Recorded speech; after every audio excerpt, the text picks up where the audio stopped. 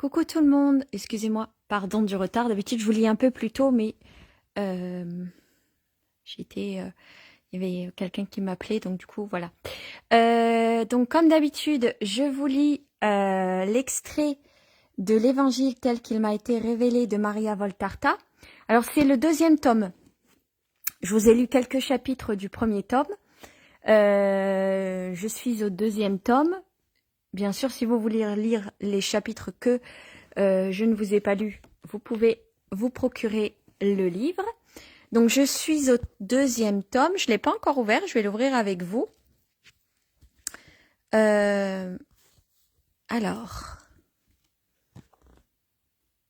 je vais l'ouvrir en même temps que vous. Maria, donc je rappelle que Maria Voltarta est une mystique italienne qui a reçu les évangiles, donc la vie de Jésus et de Marie, en vision pendant la Seconde Guerre mondiale. Ils sont tous dans le désordre et l'éditeur les a remis dans l'ordre. Dans ces livres, il y a 10 tomes et il y a la vie de Jésus. Et donc dans ce deuxième tome, c'est la première année de la vie publique de Jésus. Et c'est la suite et fin de la première année. Donc les deux autres, je suppose que les autres tomes, c'est sur donc les 3 ans de la vie de Jésus. Donc c'est la suite de la première année de la vie de Jésus. Puisque je vous ai lu hier la rencontre de Judas. Moi j'ai continué l'histoire. Donc la rencontre de Judas avec Jésus, ses miracles, etc. Donc tout ça c'est expliqué, donc une partie de sa première année. Là on a la suite, donc du coup dans le deuxième tome, et c'est la fin de la première année. Donc dans le troisième tome, ça doit être la deuxième année de la vie de Jésus. Alors le chapitre aujourd'hui, on parlera en route avec les bergers, les bijoux d'Aglaé et une parabole sur la conversion. J'en ai aucune idée, je ne l'ai pas lu, donc je viens juste d'ouvrir le deuxième tome avec vous. 15 janvier 1945. Ok. Donc le premier tome, j'étais en 42. Et fin 42, début 43, 1943. Et là, je suis en 1945. Ok. Faut pas oublier que comme je vous ai dit, les visions sont dans le désordre. Donc là, il s'est passé plusieurs années entre les premières visions et celle-ci. Donc je vous le lis tout de suite. Jésus marche avec ses disciples sur une route, le long d'un torrent. Le long, c'est une façon de parler. Le torrent est en contrebas. En haut, le long de la côte, il y a une route.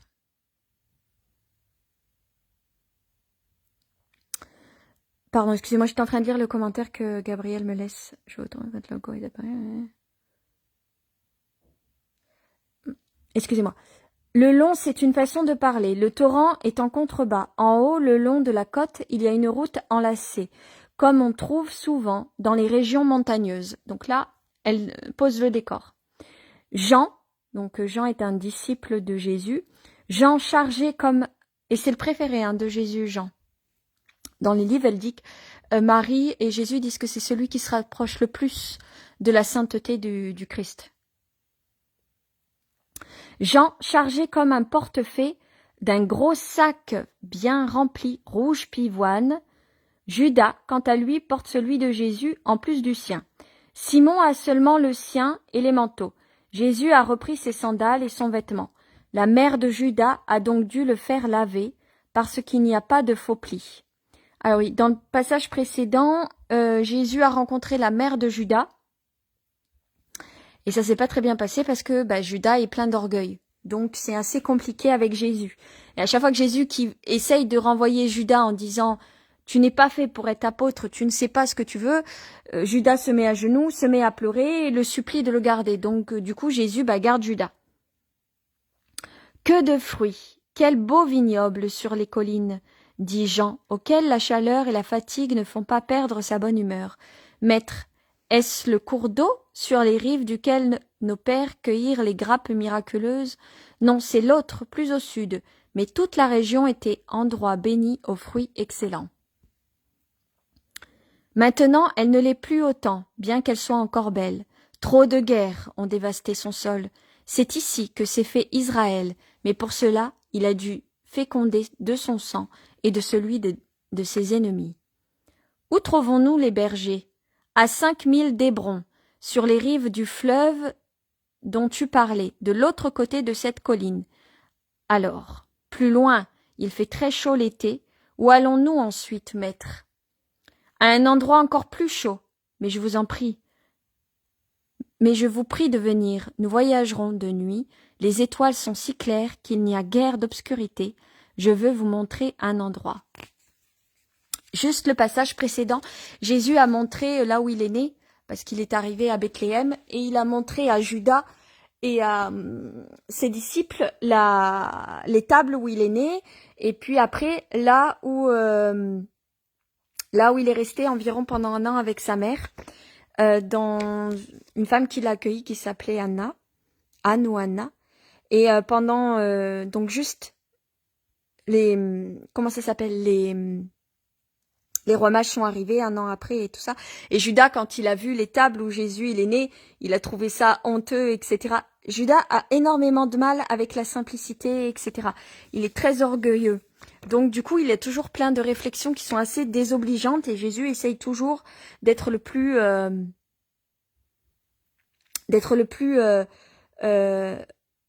comment dire, le plus humble possible. C'est compliqué avec Judas.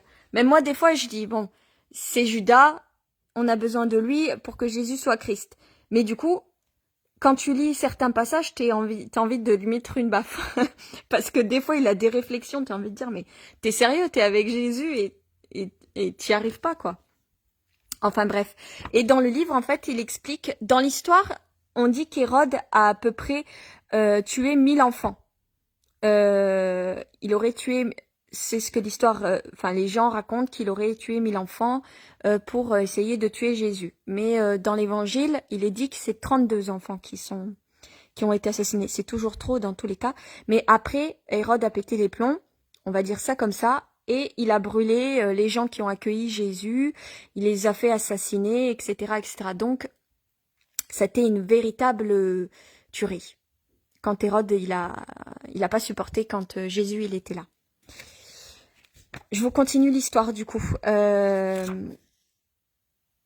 Donc, Jésus a montré à Judas et à Jean et à Simon.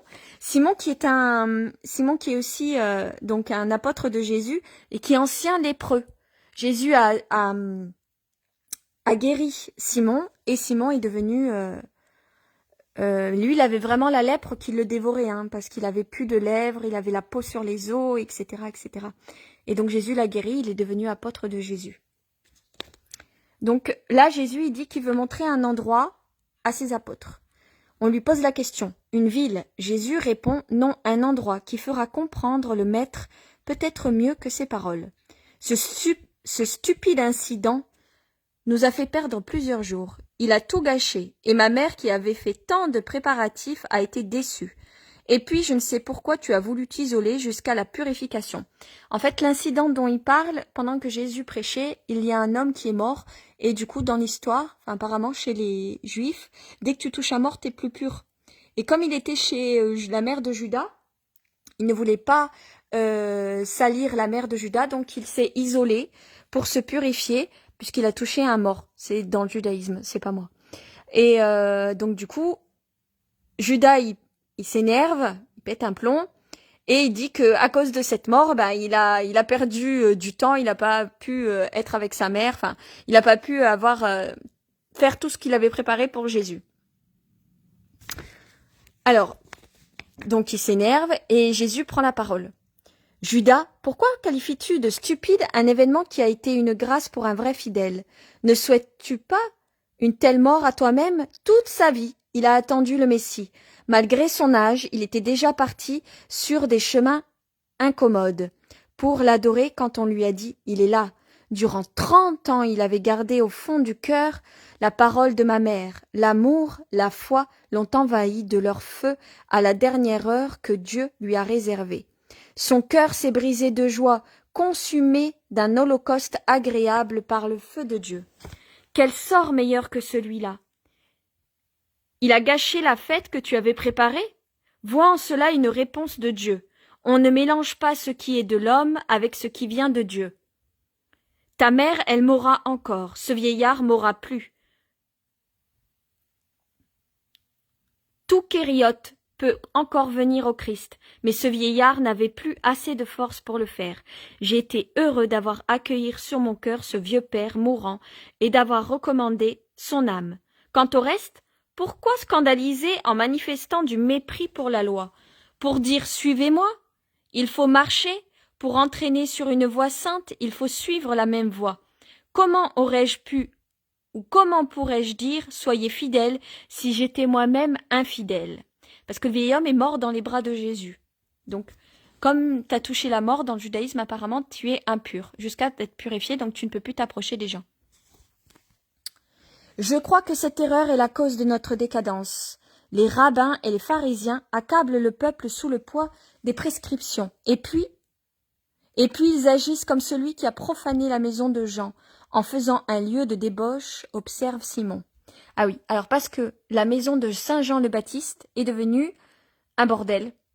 Tout simplement, ils ont installé des prostituées romaines dans la maison de Saint Jean-Baptiste. Saint Jean-Baptiste a été arrêté par Hérode et la maison de Saint Jean-Baptiste, donc son père Zacharie et sa mère sont décédés.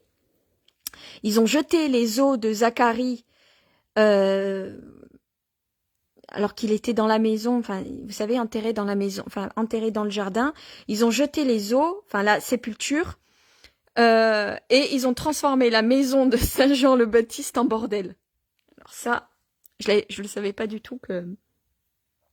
Et donc, quand Jésus est rentré dans la maison, Judas a dit, il ne faut pas s'approcher des femmes impures, des prostituées et tout ça. Et Jésus l'a renvoyé en disant à Judas, si toi tu n'es pas capable de résister à la tentation, c'est ton problème.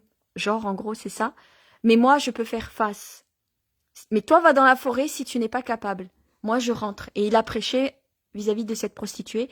Et cette prostituée lui a dit qu'elle ne méritait pas quoi que ce soit. Et il lui a dit, quand tu veux, quand tu seras prête à revenir vers moi, tu sauras où me trouver. En gros, c'est ça.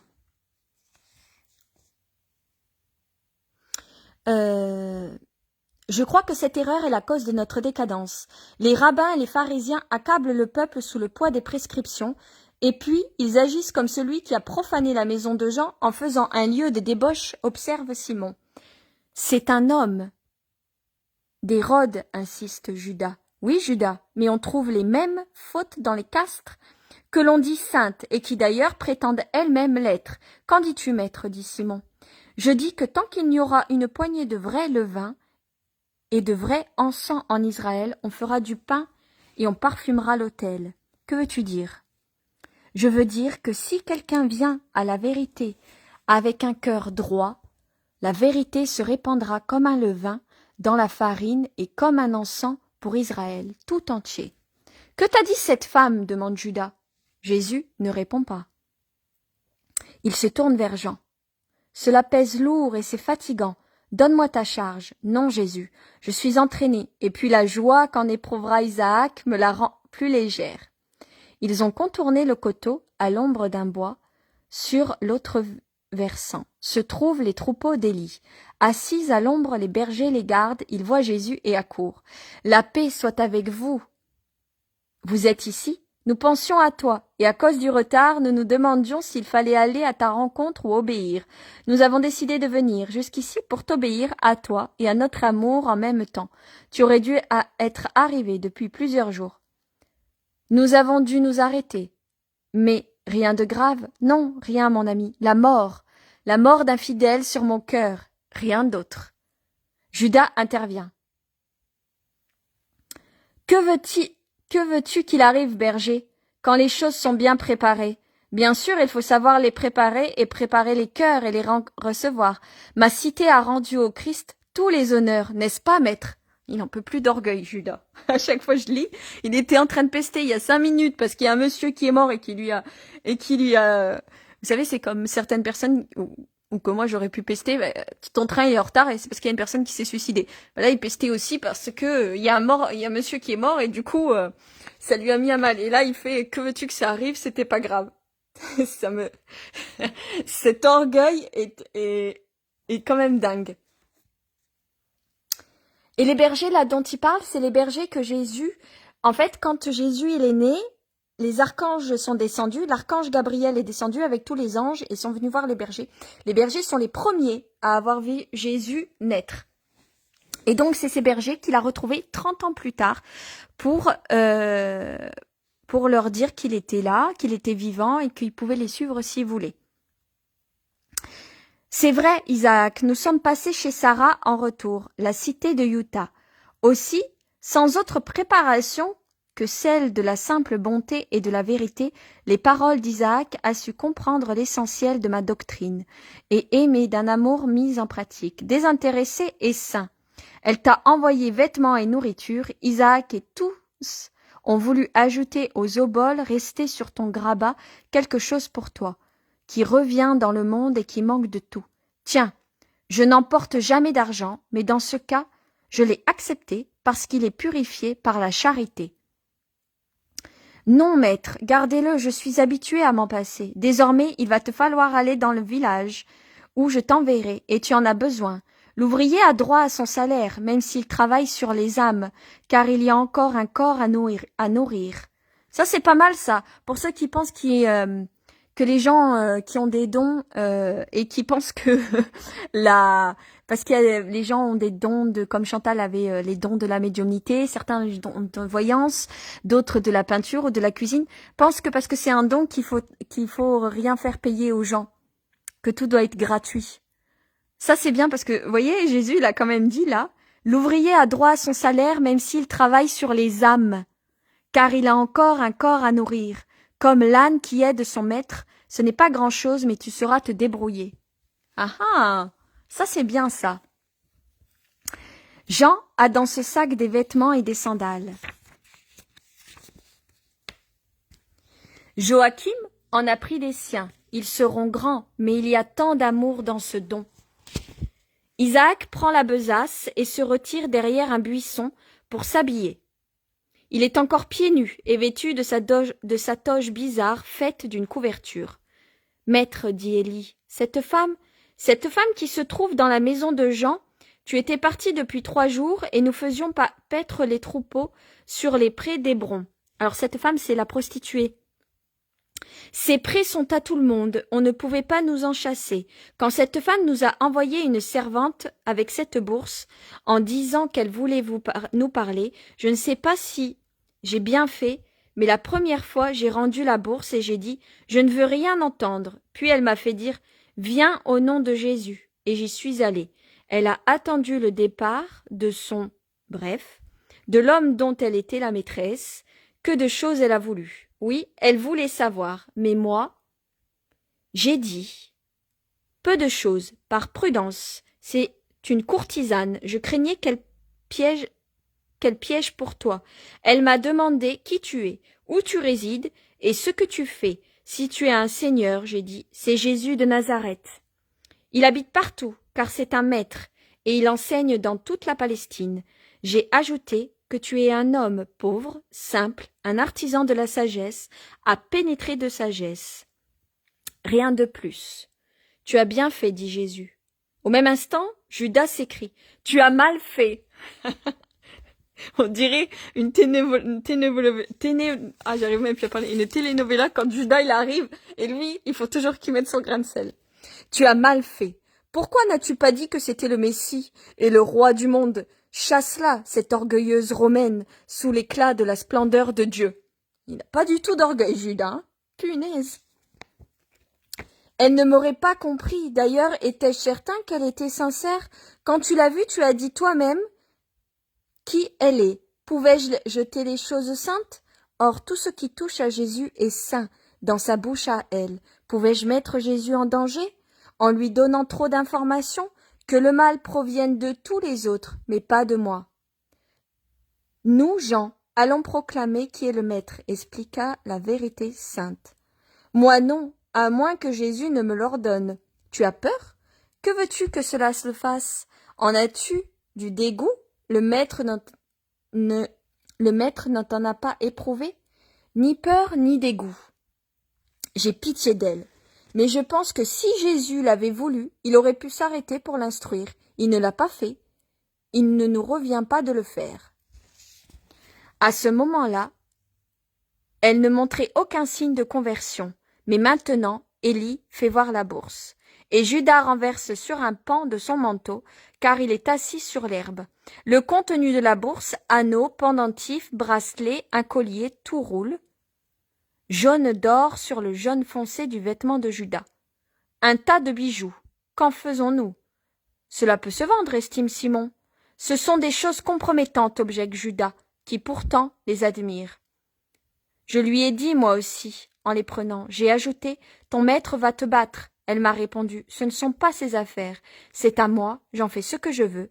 Je sais ce qu'est l'or du péché, mais il sera purifié s'il sert pour qui est pauvre et saint, pour qu'il se souvienne de moi. Et elle pleurait. Vas-y, maître. Non. Envoie Simon. Non. Alors j'y vais moi. Non. Les noms de Jésus sont secs et impérieux. Ai-je mal fait, maître?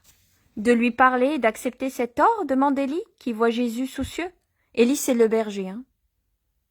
Tu n'as pas mal agi, mais il n'y a rien de plus à faire. Mais peut-être que cette femme veut-elle se racheter? Et a-t-elle besoin qu'on l'instruise? Objecte encore Judas. Et elle se trouve déjà bien des étincelles capables d'allumer l'incendie dans lequel son vice peut se consumer, laissant son âme à nouveau redevenue vierge par l'effet du repentir. Il y a peu de temps, je vous ai parlé du levain qui agit sur toute la pâte et qui en fait un pain sanctifié. Écoutez une courte parabole. Cette femme, c'est la farine, une farine où le malin a mélangé ses poussières d'enfer. Moi, je suis le levain. Cela signifie que ma parole est le levain. Mais s'il y a trop de son dans la farine, ou si il y a mélangé des graviers et du sable et de la cendre, encore en plus peut-on faire du pain, même si le levain est excellent? Non. Il faut extraire patiemment de la farine son, cendre, gravier et sable. Donc ça veut dire que tant que la farine n'est pas tamisée et que toutes les mauvaises choses de la farine n'est pas enlevée, le levain ne peut pas pousser. Donc la farine, c'est nous. Il faut qu'on enlève toutes les mauvaises choses pour que les paroles de Jésus, donc le levain, puissent prendre racine et faire gonfler la pâte. Ça veut dire ça en fait.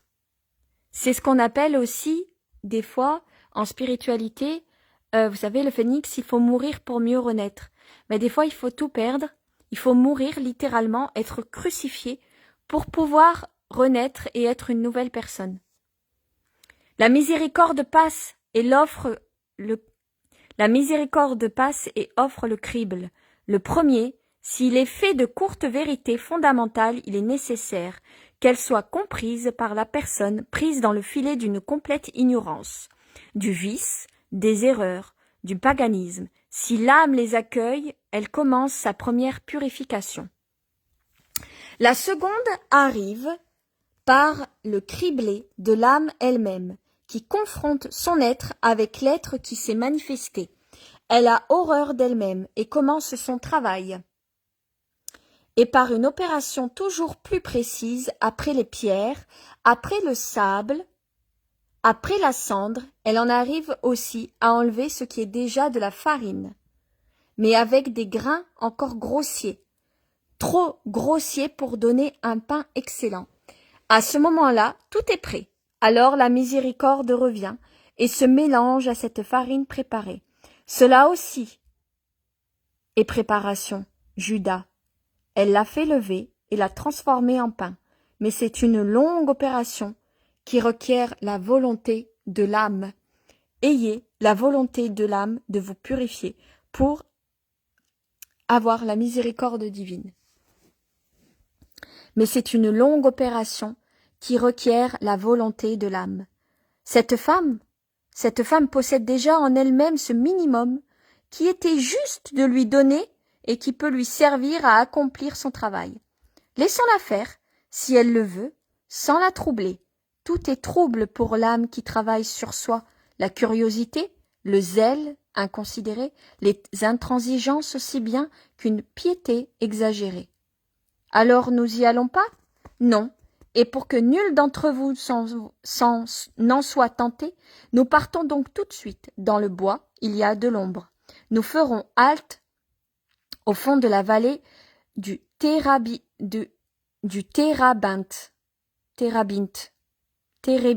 je sais pas comment on dit.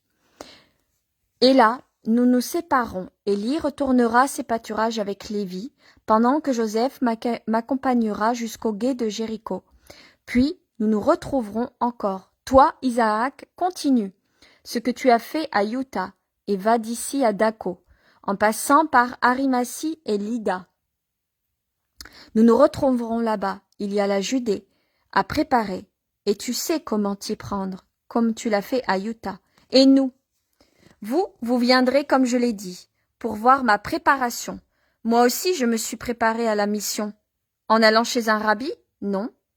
Auprès de Jean? Je n'ai rien reçu de baptême. Et alors? Bethléem a parié par les pierres et les cœurs, là aussi où je te conduis, Judas. Les pierres et un cœur, le mien, parleront et répondront à ta question. Élie, qui a apporté du lait et du pain noir, dit « Pendant mon attente, j'ai cherché, et Isaac avec moi, à convaincre les habitants d'Hébron. Mais ils ne croient qu'à Jean, Saint Jean le Baptiste. Ils pensent en fait dans Hébron que Saint Jean le Baptiste est le Messie. Donc ils n'arrivent pas à croire que Jésus soit le Messie. Donc c'est pour ça que c'est assez compliqué pour les convaincre. Mais ils ne croient qu'à Jean, ne jurent que par lui, ne veulent que lui. C'est leur saint, et ils n'en veulent pas d'autre. C'est là un péché commun à beaucoup de villes et à beaucoup de croyants, présents et futurs. Ils regardent l'ouvrier et non pas le patron qui a envoyé l'ouvrier. Ils posent des questions à l'ouvrier sans même lui dire « Dis cela à ton patron ». Ils oublient. S'il y a un ouvrier, il y a forcément un patron, et que c'est le patron qui instruit l'ouvrier et le rend apte au travail. Ils oublient que l'ouvrier peut intercéder, mais qu'un seul peut accorder, le patron. Dans ce cas-là, Dieu et son verbe avec lui. Peu importe le verbe. On éprouve de la douleur, mais pas de la rancœur. Partons. La vision se termine là. Ce qui veut dire que quand je vous explique, vous savez, la particularité de tous les saints, ça s'appelle des intercesseurs. Donc moi, quand je vous fais la prière de quel saint prier pourquoi, ce sont des intercesseurs qui, après ces intercesseurs, demandent à plus haut, donc à Dieu, de leur accorder les grâces. C'est aussi simple que ça. Vous avez les intercesseurs de tous les saints que je vous ai donnés qui vont eux-mêmes après plaider votre cause à Dieu, tout simplement. Moi, je dois vous faire la vidéo encore là sur quel saint prier, il me reste quelques-unes à faire. Je vous souhaite une bonne soirée pour ceux que je ne vois pas pour l'autre vidéo, ou sinon à demain 15h pour le chapelet, les chapelets comme d'habitude. Bonne soirée, bisous, à demain.